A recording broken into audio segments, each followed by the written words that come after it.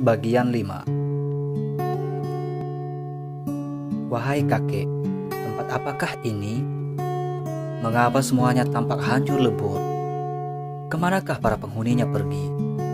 Sang ketilang terdiam menatap sekeliling. Tampak kubah-kubah raksasa itu telah runtuh dilumuri lumut.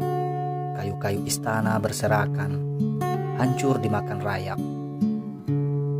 Rerumputan liar kini semakin leluasa tumbuh dan menjarah tapak sebuah kerajaan besar yang dahulunya begitu masyhur. Namun kini semuanya tinggal cerita. Habis, semuanya telah habis masanya. Waktu telah melemparkan mereka semua ke sebuah tempat yang jauh, tempat yang tiada akhirnya. Oh kehidupan, semakin dikau ku kejar, semakin dekat pula aku pada kematian. Sang kakek mengusap air matanya, terisak sejenak mengenang lalu. Wahai anak muda, ketahuilah bahwa di dunia ini tidak ada yang abadi. Begitupun halnya dengan kesedihan dan kebahagiaan. Sang ketilang terdiam tanpa kata. Wahai anak muda, kerangan apakah yang telah membawamu ke tempat ini? Sang kakek bertanya. Aku ingin pergi ke barat untuk menemukan takdirku yang hilang. Sang ketilang mulai menghampiri sang kakek. Adakah yang salah dengan takdirmu hingga sampai membawamu sejauh ini berjalan ke barat? Sang kakek menyandarkan tubuhnya ke batu, menunggu sang ketilang menjawab. Sang ketilang menghela nafas, sembari memejamkan matanya menghadap langit.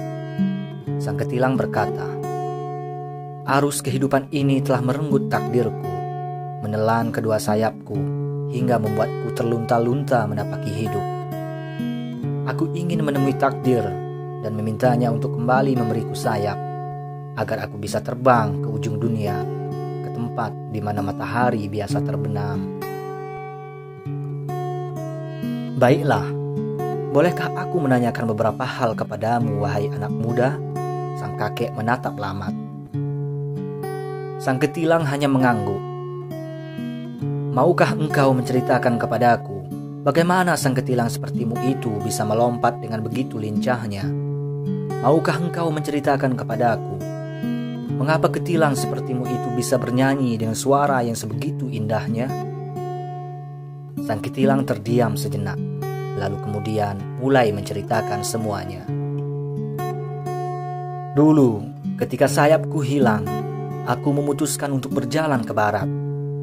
Di dalam perjalanan itu, bertemulah aku dengan seekor katak. Aku melihatnya melompat-lompat di sela bebatuan dengan begitu lincahnya. Dia kemudian mengajariku melompat. Hingga sekarang, pandailah aku melompat seperti katak. Tidak lama setelah itu, aku kembali melanjutkan perjalanan ke barat.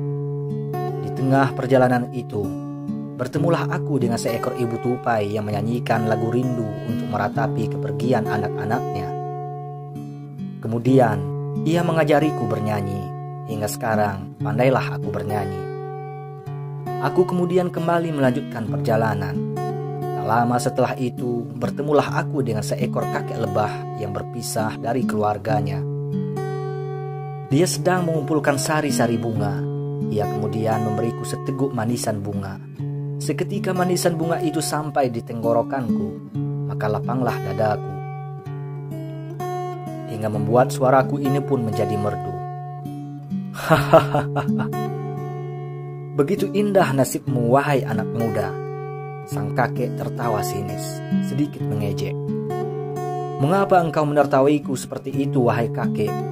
Apakah ada bagian dari ceritaku ini yang lucu menurutmu? Sang ketilang terlihat sedikit jengkel.